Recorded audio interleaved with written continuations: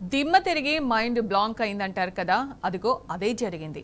కేసీఆర్ ఏలుబడికి గీటురాయి అనదగ్గ తెలంగాణ స్టేట్ స్టాటిస్టికల్ అబ్స్ట్రాక్ట్ భారీ ప్రకంపనలే సృష్టించింది. కొందరు అధికారులను టార్గెట్ చేస్తూ చివరికి ఆ అట్లాస్ చిచ్చు గెట్ లాస్ట్ దాకా వెళ్లిన విషయం తెలిసిందే. పొద్దస్తమానం తమను బాధ్యులను చేస్తూ నిందలు మోపితే ఎలా అని అధికార వర్గం భగ్గుమంటోంది. రేవంత్ ముఖ్యమంత్రిగా ఉన్న ఈ ఏడాది పాలనను కీర్తిస్తూ కొత్తగా నివేదిక ఇవ్వడానికి తమ దగ్గర ఏం గణాంకాలు ఏడ్చి చచ్చాయని వాళ్ళు విసుక్కుంటున్నారు.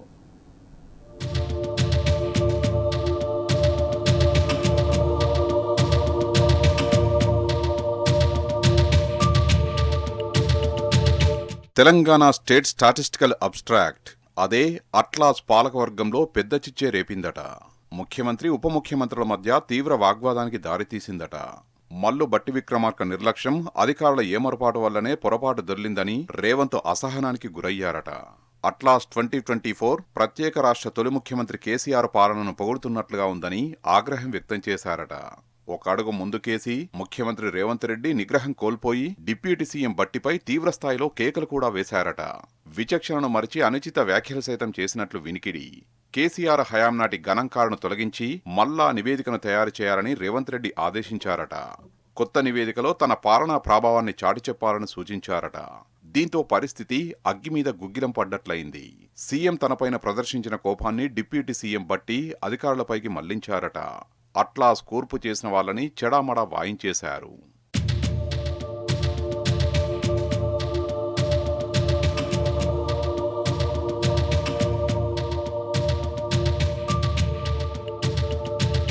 ఇక ఈ రిపోర్టులో తప్పులు దొర్లాయనే సాకుతో ముఖ్యమంత్రి ఆదేశాల మేరకు టీఎస్వీఎస్ డైరెక్టర్ మీరాతో పాటు ఇద్దరు జాయింట్ డైరెక్టర్లపై ప్రభుత్వం వేటు వేసిన విషయం తెలిసిందే. వాళ్లు వెంటనే సాధారణ పరిపాలన శాఖకు రిపోర్ట్ చేయాలని ఉత్తర్వులు సైతం వెలువడ్డాయి. అదే సమయంలో కింది స్థాయి సిబ్బందిని బదిలీ చేయాలని, అవుట్సోర్సింగ్ వాళ్ళైతే వాళ్ళను వెంటనే విధుల నుంచి తొలగించాలని కూడా హుకుం జారీ అయింది. ఈ మొత్తం వ్యవహారంలో ఒక సీనియర్ బ్యూరోక్రాట్ తీవ్రంగా నొచ్చుకున్నారట.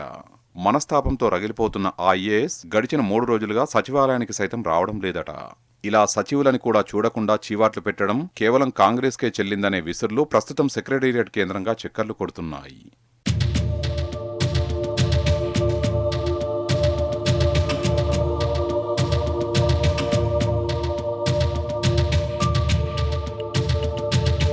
ఇదిలా ఉంటే సాధారణంగా ఒక ఆర్థిక సంవత్సరంలో శాఖల వారీగా జరిగిన కేటాయింపులు, ఆదాయ వ్యయాలు, ఇతర గణాంకాలే అట్లాస్లో ప్రతిబింబిస్తాయన్నది ప్రణాళికా శాఖ అధికారుల వాదన. తెలంగాణ స్టేట్ స్టాటిస్టికల్ అబ్స్ట్రాక్ట్ రిపోర్టుకు ఆ లెక్కలే ఆధారమని వాళ్ళు స్పష్టం చేస్తున్నారు. కాంగ్రెస్ పాలన మొదలయ్యాక రాష్ట్ర ఆర్థిక శాస్త్రం బాగా వీక్ అయిందన్నది వాళ్ళు రేజ్ చేస్తున్న పాయింట్. అసలు 2024-25 బడ్జెట్ అంచనాలే తారుమారు అవుతున్నాయన్నది ఆర్థిక శాఖ వర్గాల బోగట్ట. అనేక శాఖలకు కేటాయింపులు లేవు. ఒకవేళ ఉన్నా నిధులు మంజూరు కాలేదు. అరకొరగా సొమ్ములు ఇచ్చినా అవి చాలా వరకు బడ్జెట్ రిలీజ్ ఆర్డర్లకే పరిమితమయ్యాయని వివిధ శాఖల అధికారులు కుండబద్దలు కొడుతున్నారు. అంతెందుకు, ఈ ఆర్థిక సంవత్సరంలో ఇంకో నెల రోజులే మిగిలి ఉన్న ఈ తరుణంలో ఇంకా కూడా బీఆర్ఓలు విడుదల తతంగం సాగుతుండడం వాస్తవ పరిస్థితికి అద్దం పడుతోందన్నది ఆయా వర్గాల ఉవాచ.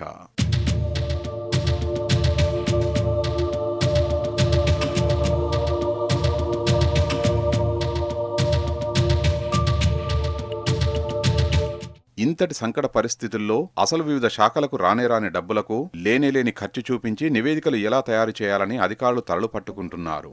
ఆ మధ్య ఏడాది పాలన పూర్తయిన సందర్భంగా కూడా పాలకులు ఇదే తరహా నివేదిక ఇవ్వాలంటూ ఒత్తిడి చేసిన విషయాన్ని వాళ్ళు గుర్తు చేసుకుంటున్నారు. ప్రభుత్వాన్ని నడిపే సత్తా, పాలనను గాడిలో పెట్టే చేవ, ఆర్థిక పరిస్థితిని మెరుగుపరిచే మెలకువలు పాలకుల దగ్గర లేక అస్తమానం తమను నిందించడం సరైన పద్ధతి కాదన్నది అధికారుల భావన.